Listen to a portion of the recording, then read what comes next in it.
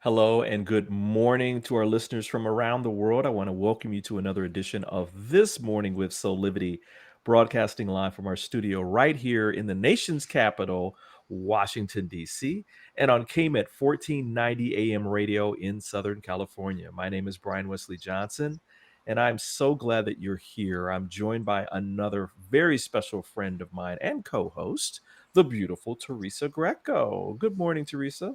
Good morning, Brian, and good morning, listeners. Wow. How was your weekend?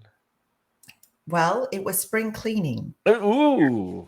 Ooh, at my house, spring. indoors and outdoors, putting coats away, boots away, doing laundry. Swapping out clothes. Yeah, cleaning my pantry out too. Lots of like food there, Wow. and then outside, getting that prepped up. So, Mhm. yeah, it was a nice weekend here. I don't know Mhm. how it was by you, but the weather warmed up. This week is supposed to go back to cold. I'm in Toronto, Ontario, Yeah. Canada, for people listening. So this morning it shows just a 4 Celsius. But last week we had summer here. We went temperatures up I to like 30. I So, know. And, mhm, and just for our American folks who haven't traveled abroad, 30 is very warm. That's 30 Celsius. yeah. I have a trick around that one time. I'll probably show everybody around how to do the conversion really quickly. But anyway, no, yeah, it was hot here too in Mm, DC where I mean yesterday, was it yesterday? Yeah, yesterday it was like in the it was like almost 80 or 80 in the 80s. I mhm. mean, you get used to wearing like, if you're running an errand, wearing like sweats or something, right? Because you're Yeah. like, oh, it's gonna be kind of cool. Teresa, I was like, "Ooh, ooh, man, it's warm out here." Nice. Oh man, but listen, it is what how's that song? It's getting hot in here. Mhm. Because we've got a great show for you guys today. But before we get started, I want to remind our audience, listen, we want your questions, your comments, your thoughts. Just post them right to directly to our chats on Facebook and YouTube. And we'll do shout outs to you. We'll get your thoughts on air and we'll have this interactive conversation because this is about conversations that empower. So, anyway, I wanted to begin by asking you a question, Teresa. Do you remember your first job? Well, I have my first part-time job that I did for 10 years Hmm. while I went to school. So throughout high school, university, also my BEd program. So I worked there for 10 years. So I did that at an old age home or long care facility. Wow. And then after that, then I stepped into teaching, which is, Huh. yes, which I've been doing with parents, students, and teachers for 26 years now. Wow. So you've been like a caregiver in different ways for a long time. Yes, I've worked with all age groups. I actually really love that to say that I've worked with children as as young as 4, actually Hmm. earlier. Because Hmm. I worked in Montessori, so Montessori is actually like 2.5, Hmm. all the way to the other end of the spectrum where I worked with seniors as well. Well, it's funny because I was trying when I was trying to figure out how I was gonna answer this question myself because like my first like real job working for somebody was I had a paper route back in the day. I was like young, one of those young guys, Mhm. enterprising businessman. But I decided that since that wasn't like a W-2, which is like you're a wage earner, Mhm. my first job was in high school. I was working for a black-owned civil engineering and mechanical engineering firm. I Mm. actually I wrote all these letters and I sent them out to all these firms because I really wanted a job really badly. Who can say that nowadays? Like, you want a job. Yes. And I got this job working, doing a lot of, like, I was doing errands, but I was mainly, my main part was in technology. They had this computer system that they inputted certain stuff into, but I figured out how to create macros for them where they Mm, could automate all these processes of copying information from one thing to another and all that kind of stuff. cool. So I've always, so again, like you, there was always this pull toward technology. And I think that has been one consistent through line that has been there where I've worked for large and small companies doing, in part something around technology. So kind of cool, right? Yeah, it's cool. It's cool that in this century that we've been a part of that just because of where we Right. Right. Exactly. It's right. This revolution of technology and Yeah, all that that. we exactly, we knew life before Hmm. technology, Hmm. and then as, the birth of it Hmm. and how it's been transitioning and becoming, ever more important in everybody's lives. So, yeah, Absolutely. cool. And I think that's one reason why I love today's hot topic, which is about the secrets to happiness, specifically at work. Because I think that the technology in part has opened doors for people to kind of live their passion, which is what Soulivity is all about, in different ways, right? I mean, the information age brought forth all these new types of jobs, even in traditionally, like, static fields, like, even mechanical engineering or some of the engineering kind of things. Now you have all this technology, like CAD, for instance, is something that's kind of more recent, right? In terms of how people design stuff. But I wanted to try to jump into this first by talking about an interesting article in the Atlantic called "The Secret to Happiness at Work," written by Arthur Brooks. And the first paragraph reads: Every year, Gallup asked a sample of American adults what might seem to be a rather loaded question: How much do you like your job? The results may surprise you. The portion who say they are completely satisfied at work has risen dramatically over the past 2 decades, from 41% in 2001 to 55% in 2019. In 2020, despite the fact that millions of Americans had shifted to remote work, 89% said that they were either completely or somewhat satisfied with their job. Now, as I'm reading that, Teresa, I'm thinking, you know, when people do surveys, the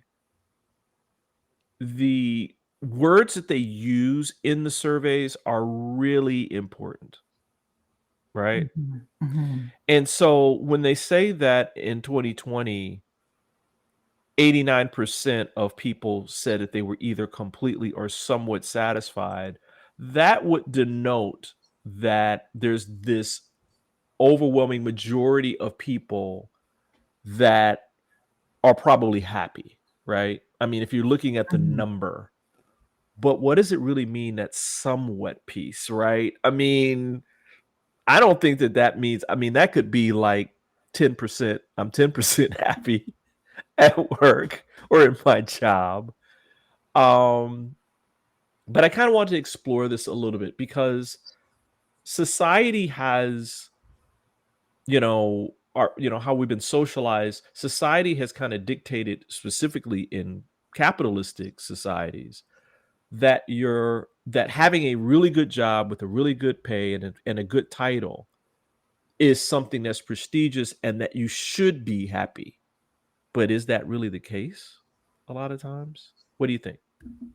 I think that just to address the study that you wrote, I don't know how many people they asked. Yeah, It's something right, right, like a right. sample of 10, honestly, because because statistically, And this is where it's been tracked over several decades. Right. Um, Right. Amer- Americans are actually less happy now than they were Mhm. in the 50s. And, Right. and that percentage is actually in the 50s of overall life happiness, not just happiness at work. And so I can't, that for me, that doesn't translate because Mhm. 86% at work doesn't make sense to, oh yeah, I'm super happy at work, but then I'm less happy with my life. Like Right. that doesn't make sense. I think that that was a sample of literally 10 people because I completely agree, and when you Mhm, add to that the whole, like, what questions are they actually asking, I'm a little that seems a little suspect. I like the more longitudinal studies, like the ones that mhm, you're talking about, because I think that, I could understand that there might be a rise in people liking their work a little more because of what we said before, like technology. Like, mhm, when I was growing up and when you were growing up, it was the typical, your parents say, go into a very solid, field, doctor, lawyer, teacher, manager, yeah, accountant, something like that, where mhm, it's something that people are always going to need, right? mhm, But that, as in my son's, age, game designers came around. Well, if you said to someone that grew up in the 40s or 50s, "Oh, you're gonna design a game? That's not gonna make you any money," right? mhm, But mhm, game designers are, they're utilized across almost every field because of, like, interfaces that people need to use to, explore different programs. So I just thought that was interesting that, like you were saying, like, I don't think that it's risen as much as that poll states. And again, what's the difference between, you know, being happy in your life, w- that work is part of, or are you just satisfied with the fact that you have a certain status quo and certain quality of life, even though you're unhappy, right? mhm, mhm. And I think that ties in to this idea that those type of positions, the ones that you named, because they're going to provide you with a good amount of money, Yeah, that yeah, that is going to inherently lend itself to having a happy life. right, But, studies have shown that making more money does not lead to you living happier. right, That it turns out that research has revealed that really, once all of your needs are met, then the amount of money on top of that really doesn't make you that much happier. right. So, depending on the type of lifestyle that you live, Mhm. having all of your needs met for that type of lifestyle. So Right. whatever your expectations are, because people have lots of different type of expectations for the types of lives that they live, maybe because of the families that they were born into, where they live on this planet, lots of differentiating factors as to, Mhm.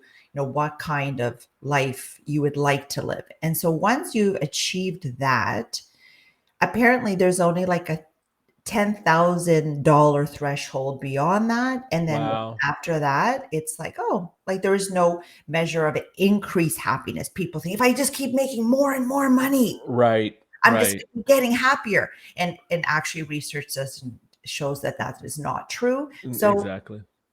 when I go around to different schools because I do tech training, I don't tell the students to go and pick positions that are going to make them a lot of money. I tell them to pick positions that are going to fulfill their purpose here on the Mm, planet, their mm. passion and purpose. And I mean, if being a doctor means that you're fulfilling that, then great. Right. But just because it's going to make a lot of money should not be the positions that we're pushing on our children. Absolutely. Absolutely. Which gets to something we're gonna talk about, after the next break, which is, what does happiness at work really mean, right? How do we get to, defining that and kind of growing into that if we're not there today. So, Teresa, we're going to take a quick break, everybody. And when we come back, we'll talk more about the secrets of happiness at work and what does that really mean. So we'll be back in about, well, about 60 seconds.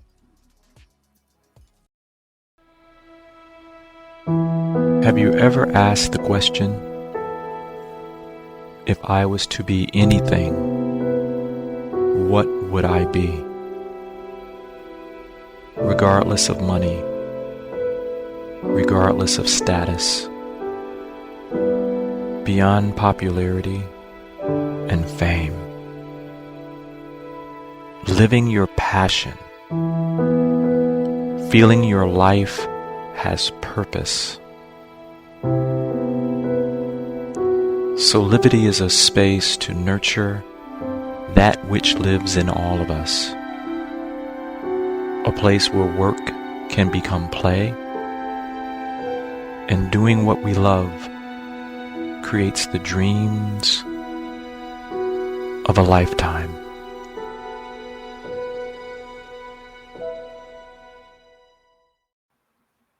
Hey there, this is Brian Wesley Johnson, and I want to welcome you back to This Morning with Soulivity. I'm joined today by my beautiful co-host, Teresa Greco, and we are talking about secrets to happiness at work.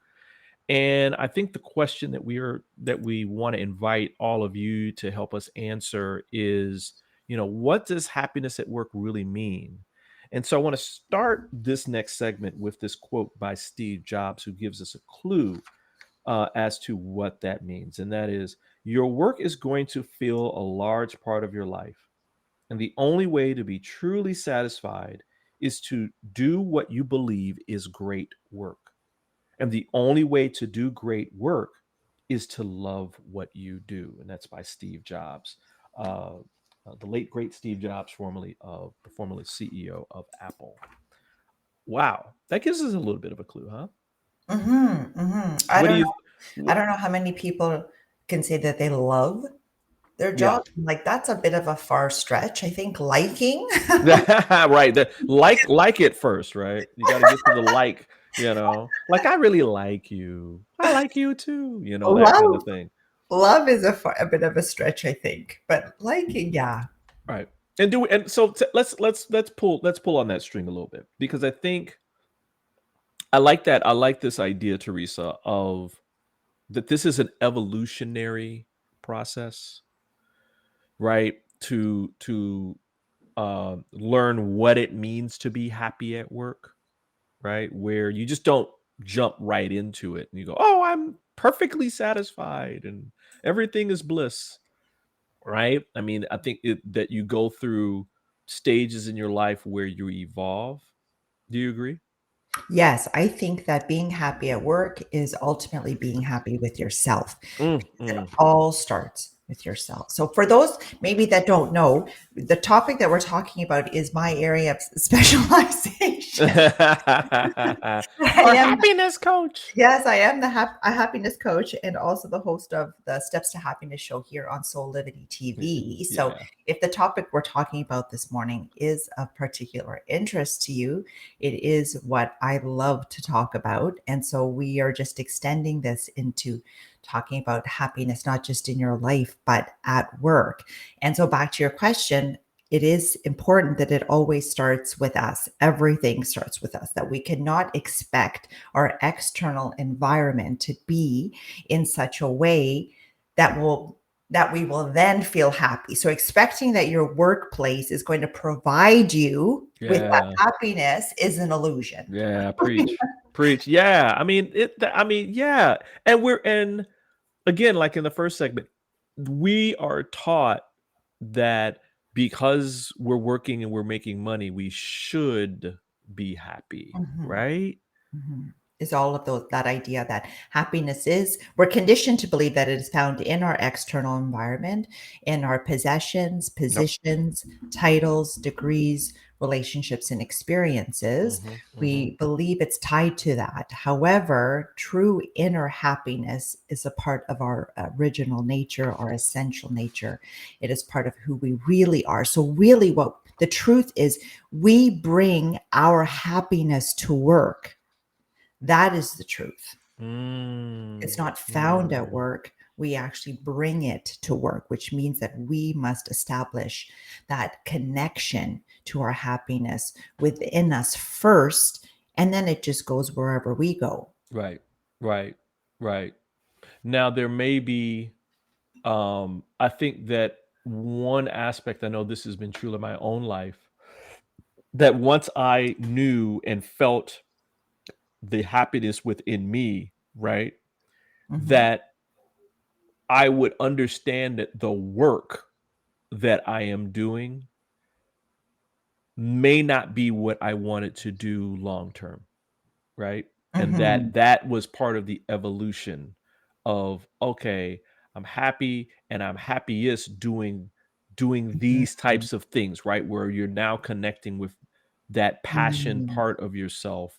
And maybe this is now not lining up perfectly, right? And that's okay because that's what growing is. So I love this idea, Teresa. Not idea, but I think it's part of what we were meant to do, and that is going within, something you talk about all the time, going within, doing that in inner work so that we connect with the truest part of ourselves so that we can be and then do and then have happiness, right? Yes, that's I agree totally. And I think that when you connect to that and you really hone in and spend time with yourself, you're able to identify those strengths that you have within you and the things that you're passionate about. And how can you bring both of those two things to your purpose? Mhm. Mhm. And that Mhm. purpose is not, again, something that you find outside of you saying, oh, wow, that looks exciting. Like, look at how my friend Jane is so exciting, excited at work with what she's doing. Or Meryl's in music. Oh, yeah, maybe that's something, I might find purpose in that. Right. That's not Right. how we identify purpose.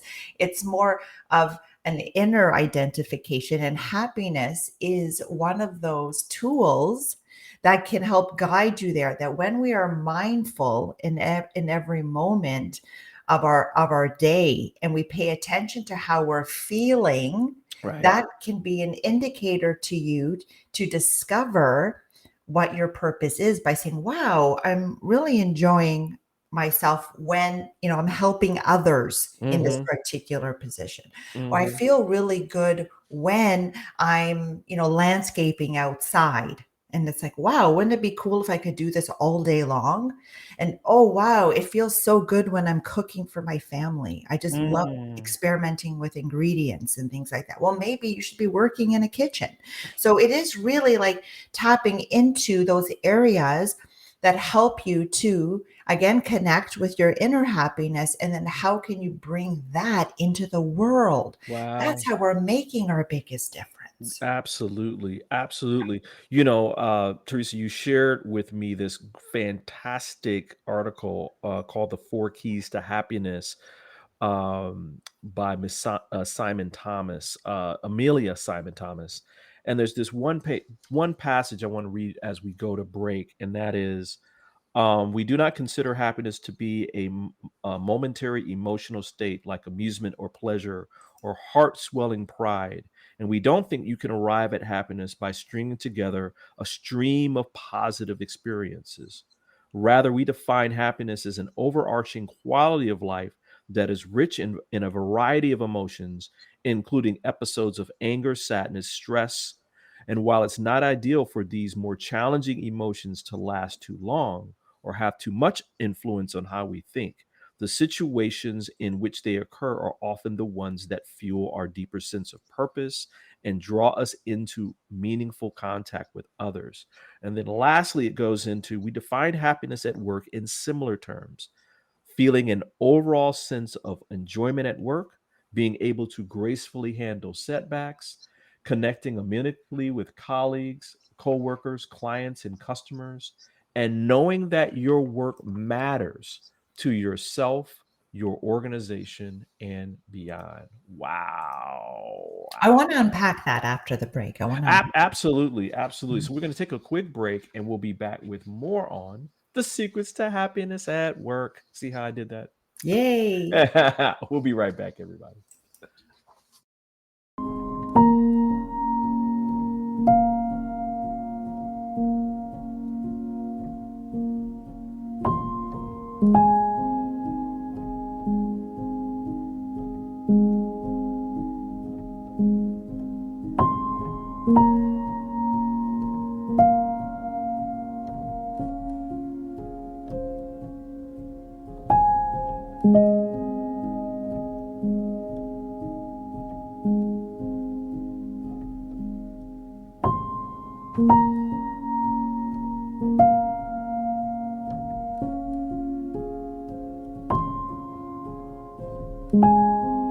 You can find all the Satonic products at our Go shop on Soulivity at go.soulivity.com now.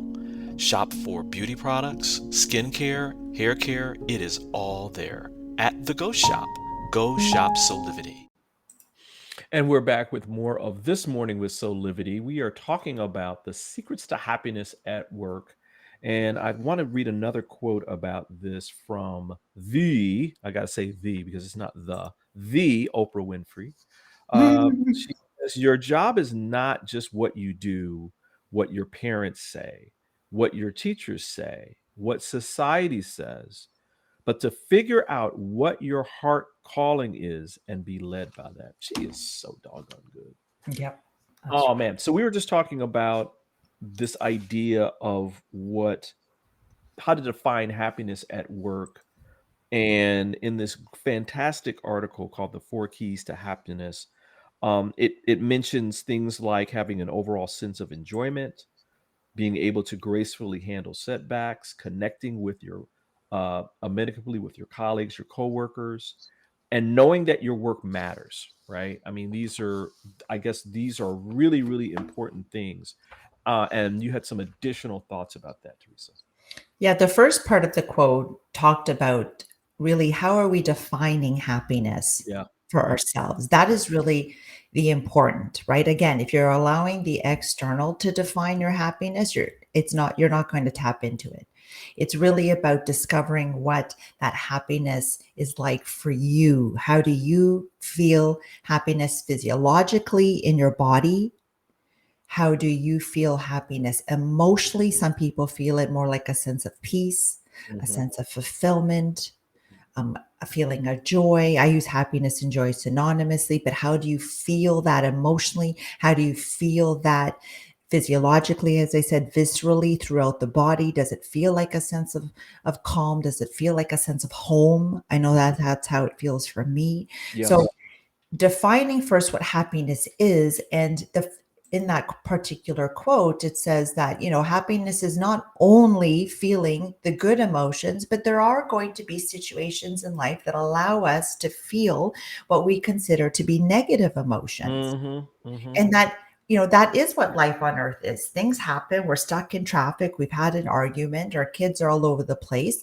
And yeah, we are going to feel some other emotions. What's important though, that it also states, is that we don't unpack our bags and stay there. We don't Right. ruminate in the situations that are making us feel upset, right? So if there was some kind of altercation at work, we're not ruminating over Right. it for like weeks, or Right. something with our boss or whatever might have been that trigger at Right. work, and taking steps, to let that go and come back to your true inner happiness.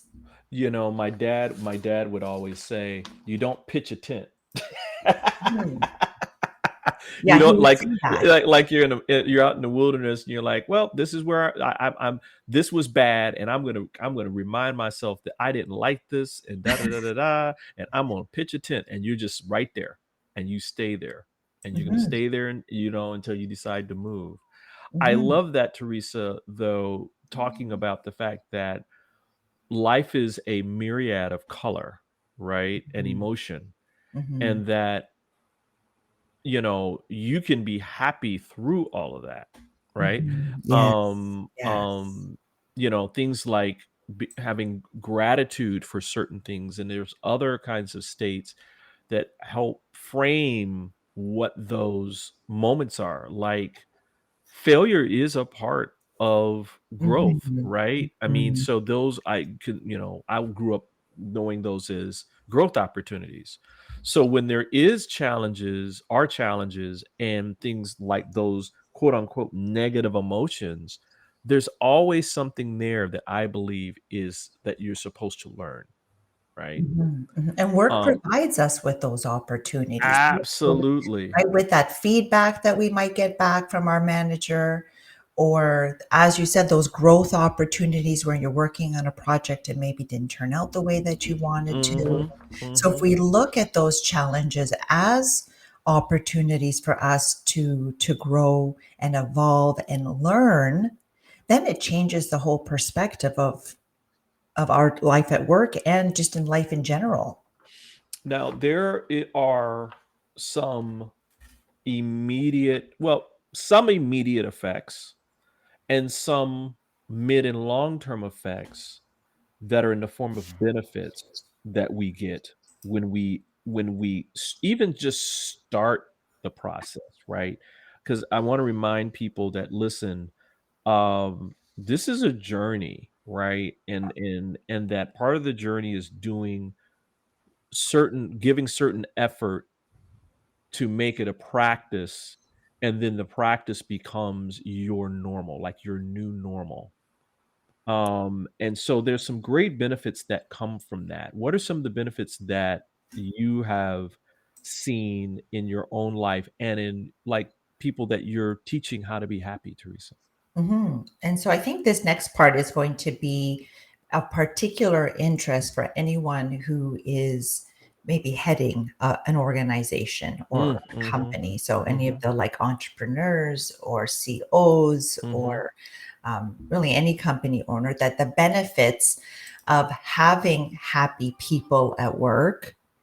And one of them is that when we are happier with ourselves first, that physiologically we reap many benefits of Wow. that because we are more resilient to stress, let's say, that Mhm. cardiovascular wise, we're healthier. So our heart is healthier. Our stress response in the body is less too. So we don't have, some of that fight or flee, freeze response in the body. And then in turn, that has been shown to actually extend the length of your life. So just on a physical level, so and how it translates at work is that then people are less sick because their immune system is healthier. That's another benefit. And then you have less people taking days off at work for illness. Yeah, I mean, and isn't that what you want as a leader? Hmm. I mean, you want people that are happy, productive, practical, that get along. And again, like you said, there's less turnover.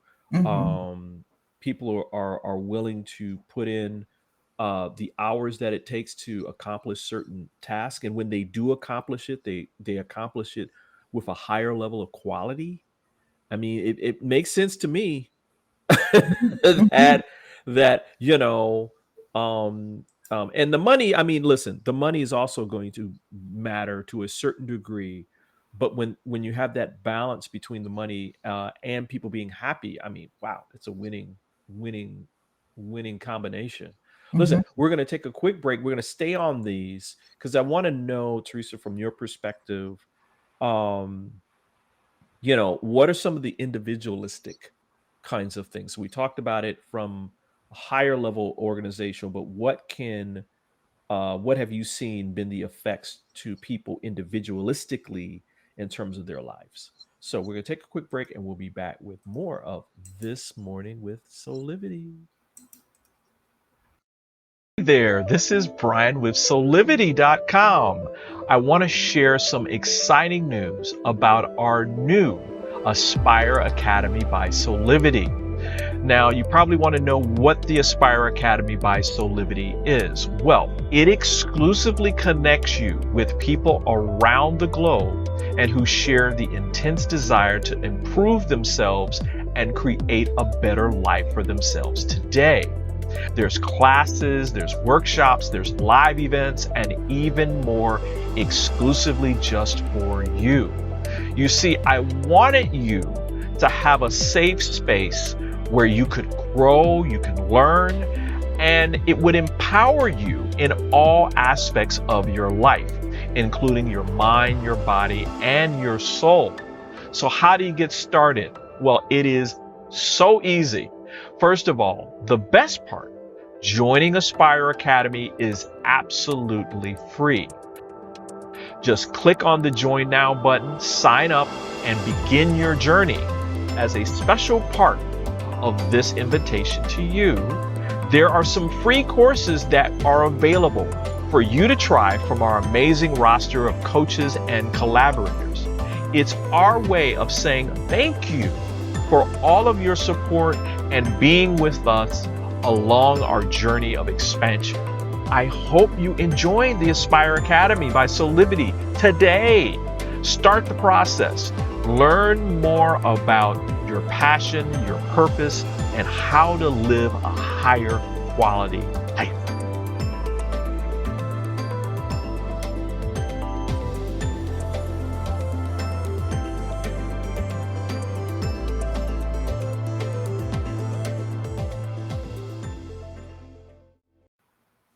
And we're back with more of This Morning with Soulivity. We are talking about the secrets to happiness at work.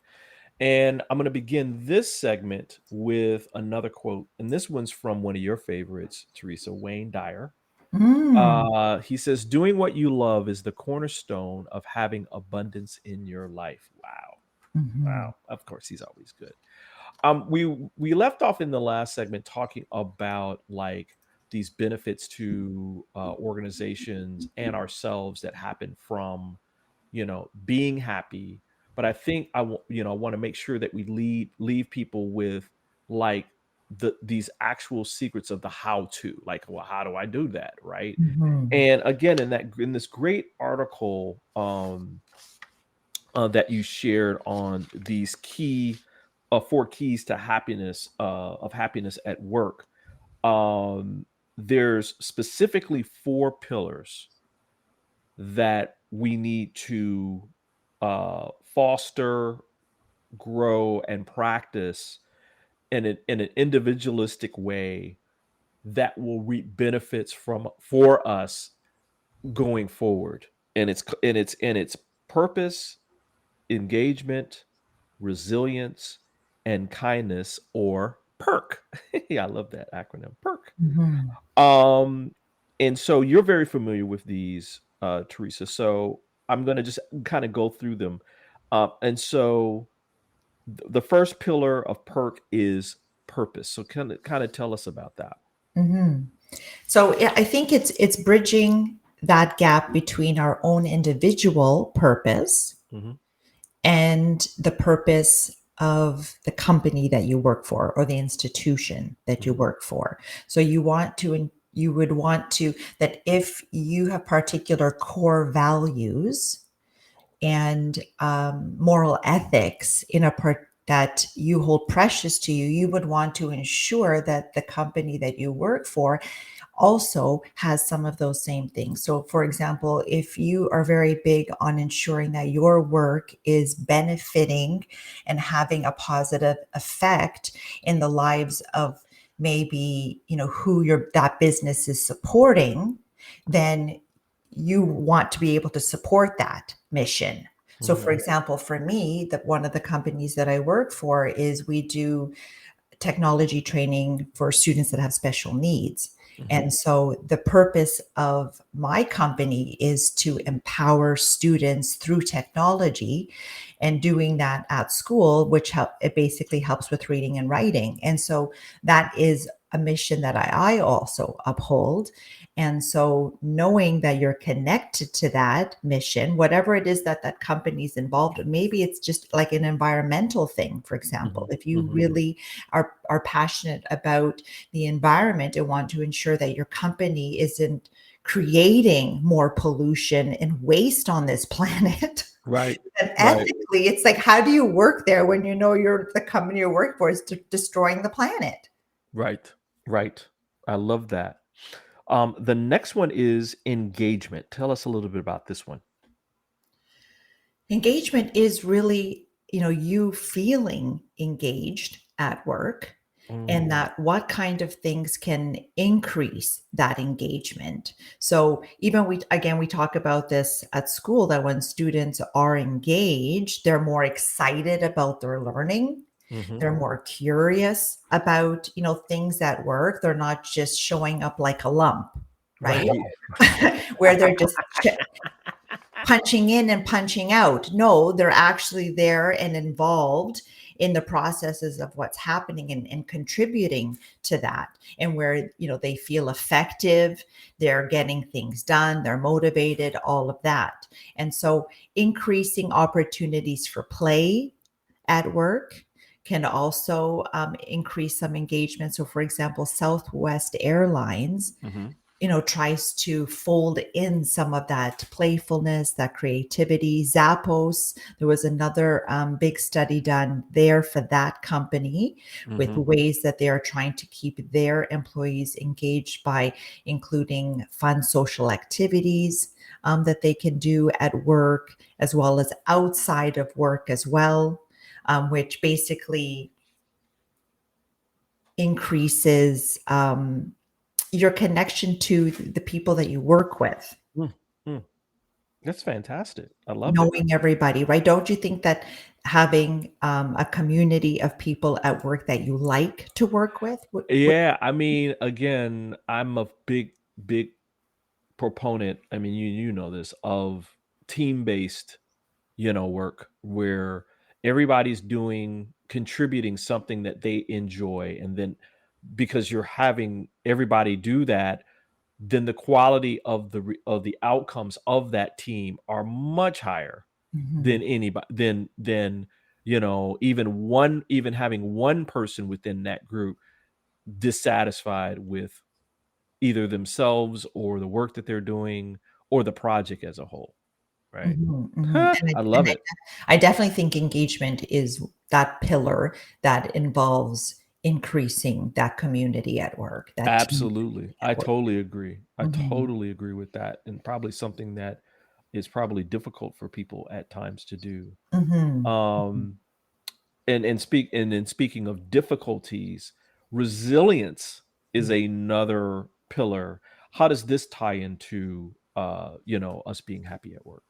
Mhm, because we know that we're going to encounter times where we have setbacks, that things don't turn out the way that we wanted them to, in our life as well as at work. We might have been working, on a particular deal, and it didn't go through. Mhm. Or, if you're in law, for example, maybe you were prosecuting a particular case and it didn't go the way that you wanted to. So there are many setbacks that we encounter at work.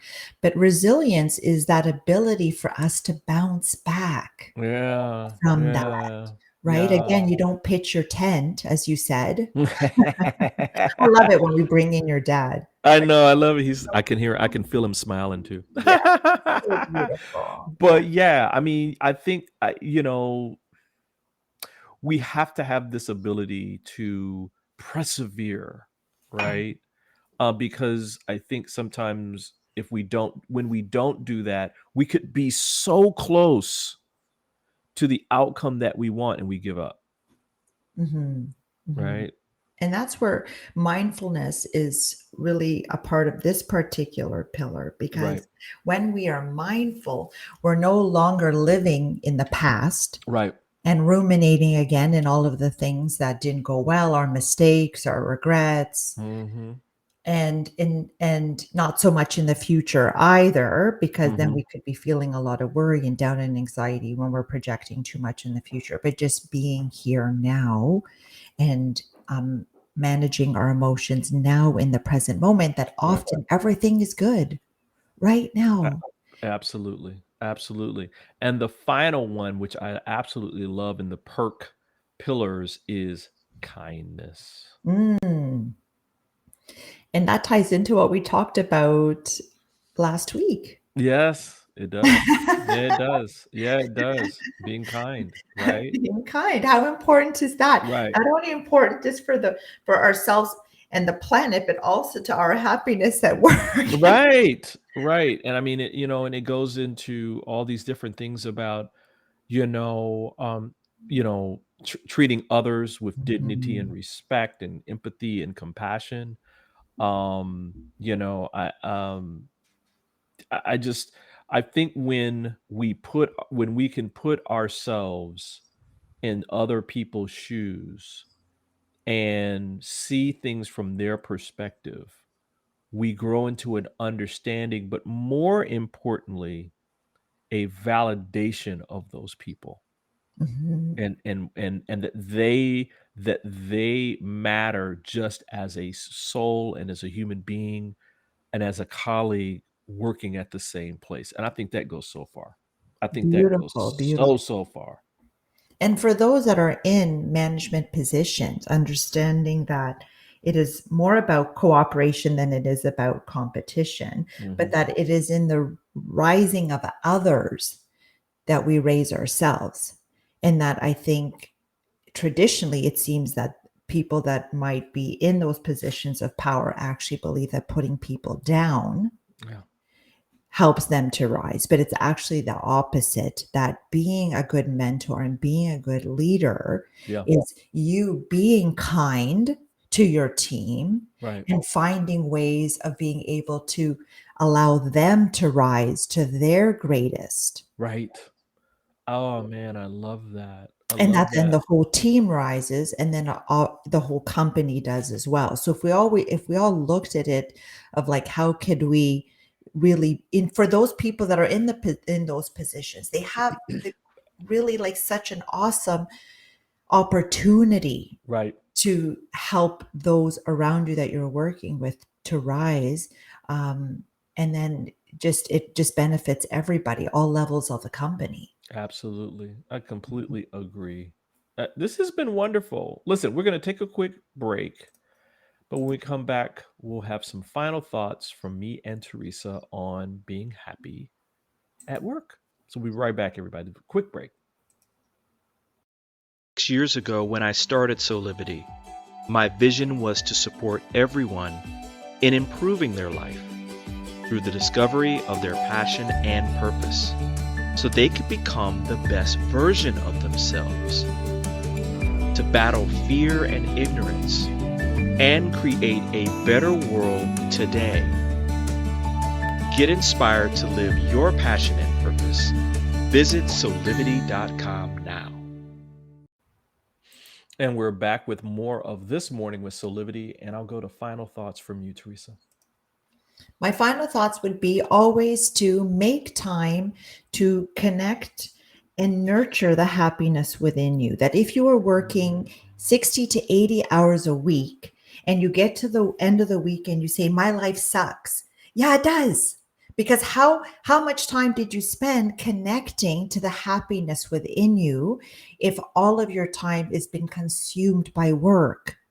And so happiness does it does because it's something that's inside of you always to feel and in abundance.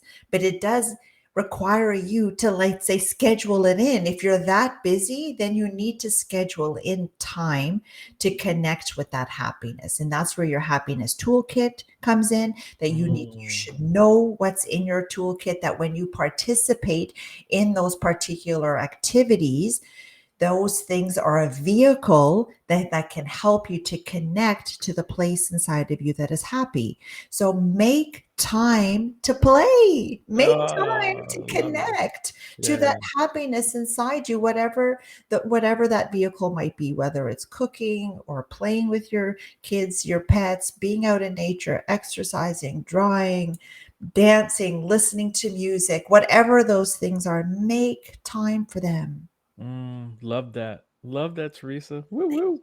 Thank you. Mine, I'm gonna do my final thought as using a quote from the late great Dr. Martin Luther King, who talks about um, you know, using the perk pillars in your work. And he says, if it falls your lot to be a street sweeper, go out and sweep streets like Michelangelo painted pictures. Sweep streets like Handel and Beethoven composed music.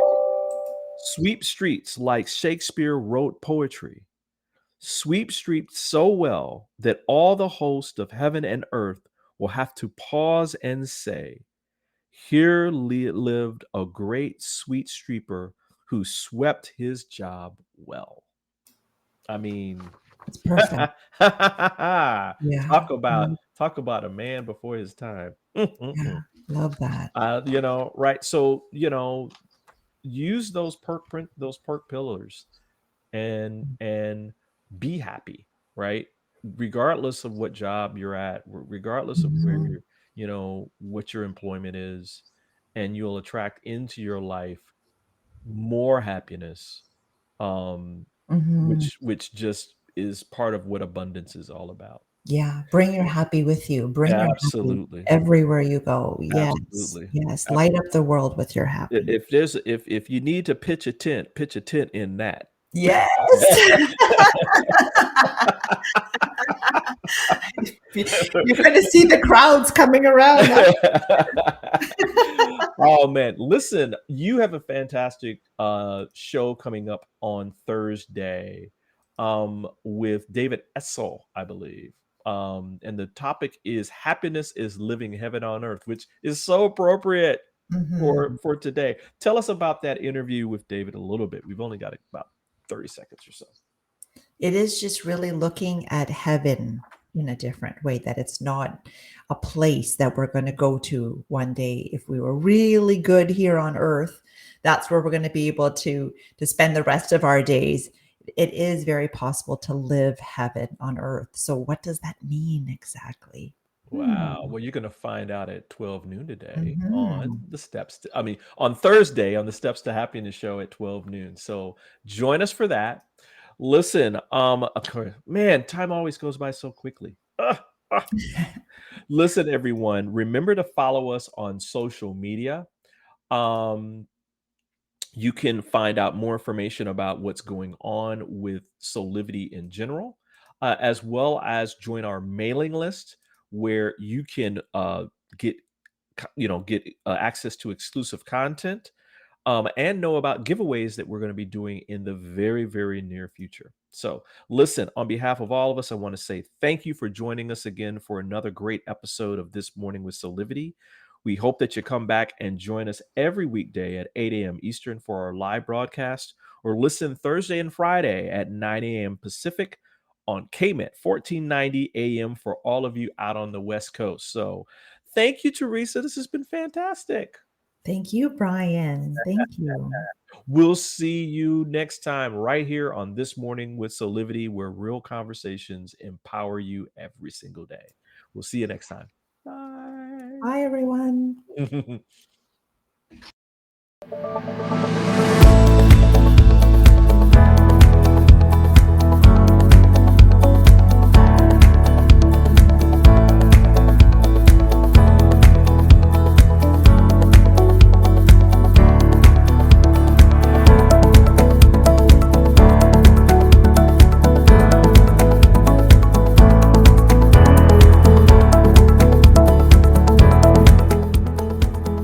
This work is subject to copyright owned by Affinity Global LLC.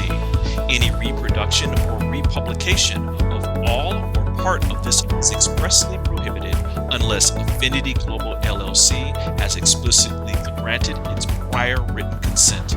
All other rights reserved.